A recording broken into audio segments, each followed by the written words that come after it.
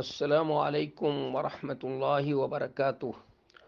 سوال یہ ہے کہ اگر کسی کے شوہر کا انتقال ہو جائے، وہ اس دنیا سے چلا جائے، تو کیا اس کی بیوی کو یہ حق ہے کہ وہ اس کے مال میں جس طرح چاہے وہ تصرف کرے اور جس کو چاہے وصیت کر دے اور جس کو جو دینا چاہے وہ دے سکتی ہے؟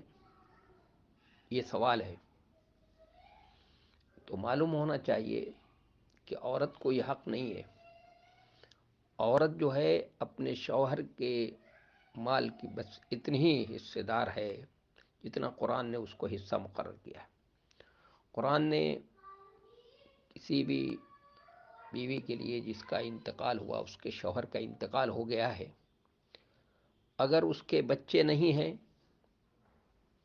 تو اس کو چوتھا حصہ ملے گا اس کے میراث کا، اور اگر اس کے اولاد ہیں، بچے اور بچیاں ہیں، تو اس کو آٹھواں ملے گا۔ وہ اس کی حقدار ہے، اس میں سے اتنا جو اس کو اس کے میراث اس کا ترکہ تقسیم ہوگا، اس میں وہ جو چاہے تصرف کر سکتی ہے۔ وہ اس کی مالکانہ پہ اس وہ اس کی مالک ہے، اس کو اس پہ مالکانہ حیثیت حاصل ہوگی جو ترکہ تقسیم ہونے کے بعد۔ اس پہ اس کو جو چاہے جس کو چاہے دے دے، جس کو چاہے وہ جہاں چاہے اس کو خرچ کرے، یہ کر سکتی ہے۔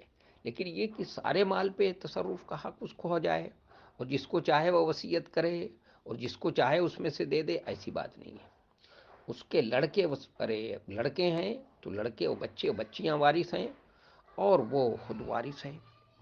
اس کے ماں باپ ہوں گے تو وہ بھی وارث ہوں گے، اور اگر اولاد نہیں ہے تو اس کے بیوی ہے، اس کے والدین ہیں، اس کے بھائی بہن ہیں، وہ سب وارث ہوں گے۔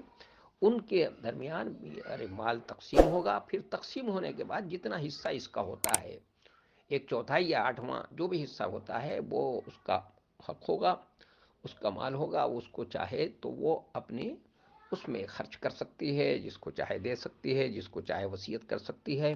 یہ اس کو خود سمجھ لینا چاہیے۔ میں سمجھتا ہوں کہ بات واضح ہوگی۔ والسلام ورحمۃ اللہ۔